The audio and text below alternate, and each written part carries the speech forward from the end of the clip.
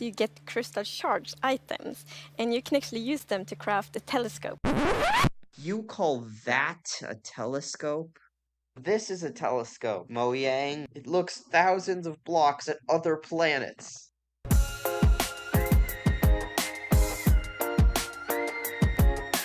Hello? Hi, I have something really cool to show you guys. This is the, 7th devlog, and, I have some really cool things to show you. First of all,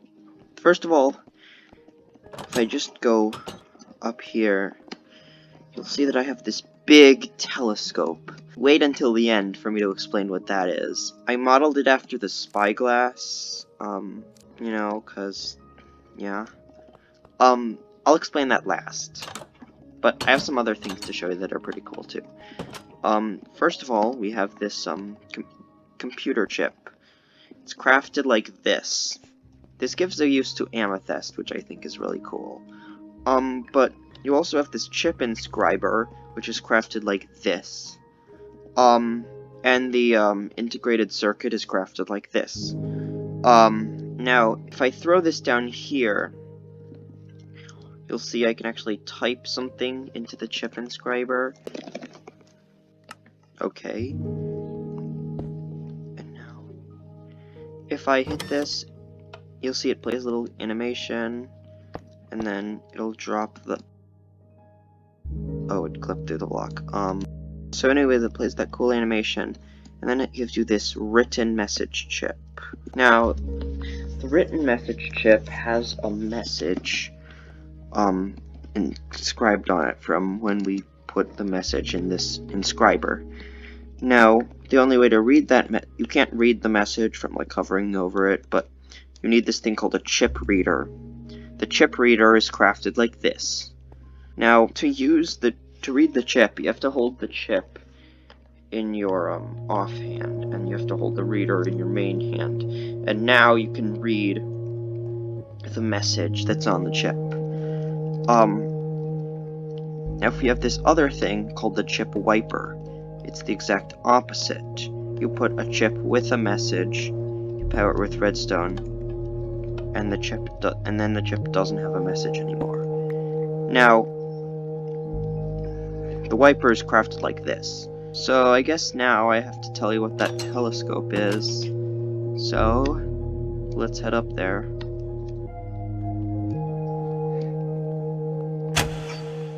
This is our telescope. It's pretty cool. For a lot of reasons. You'll see if you right-click it while it's closed, you have this GUI where it can insert a computer chip. You can also give it energy.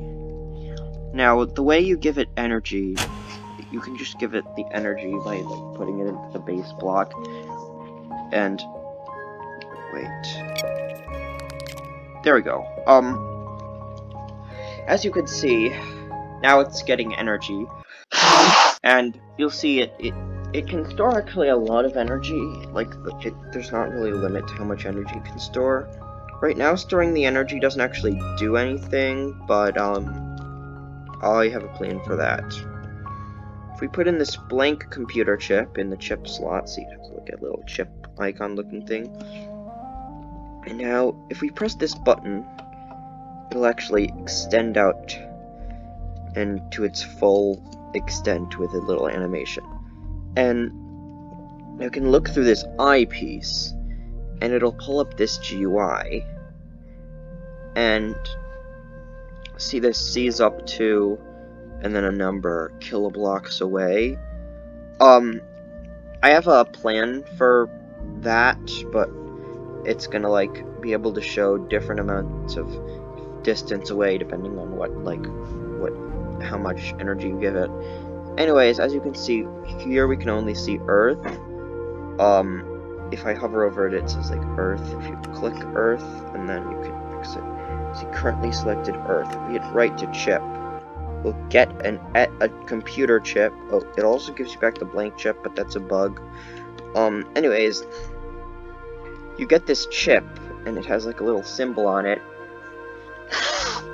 And this says it's been like programmed with the information of Earth.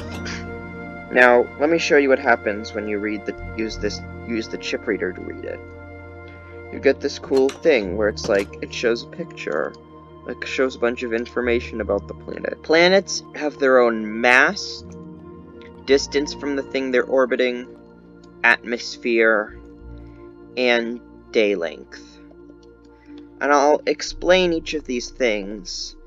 The mass changes how much gravity the planet has. The more mass it has, the stronger gravity is, and the lower you can jump. The atmosphere, right now it's just if the atmosphere has a certain pressure of oxygen, you can breathe without a suit, otherwise you can't. But I actually have a special plan for the atmosphere beyond just that, and it's gonna use something I'm working on called the gas intake.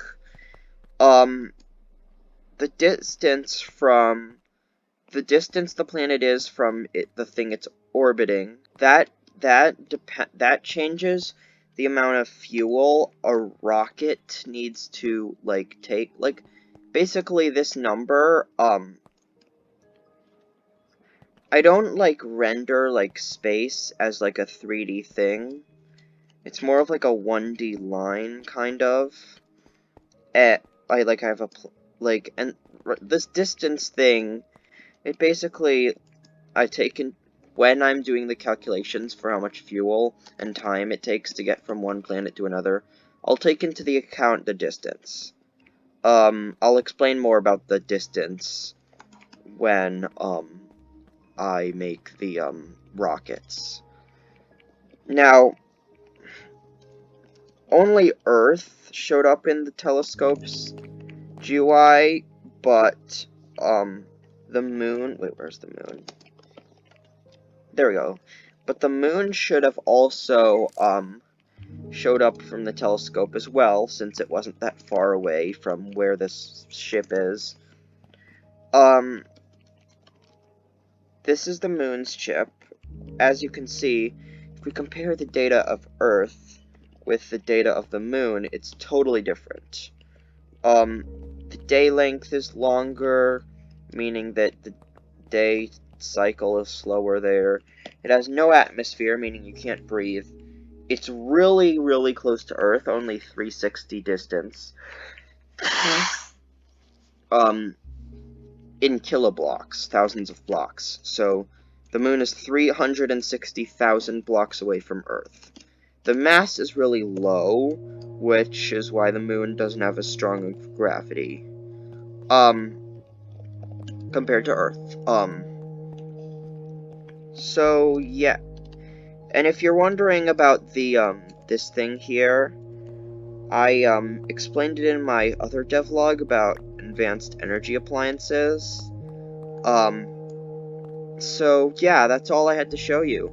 Bye!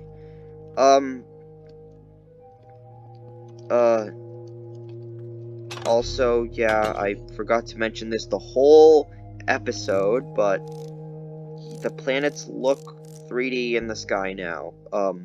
Bye!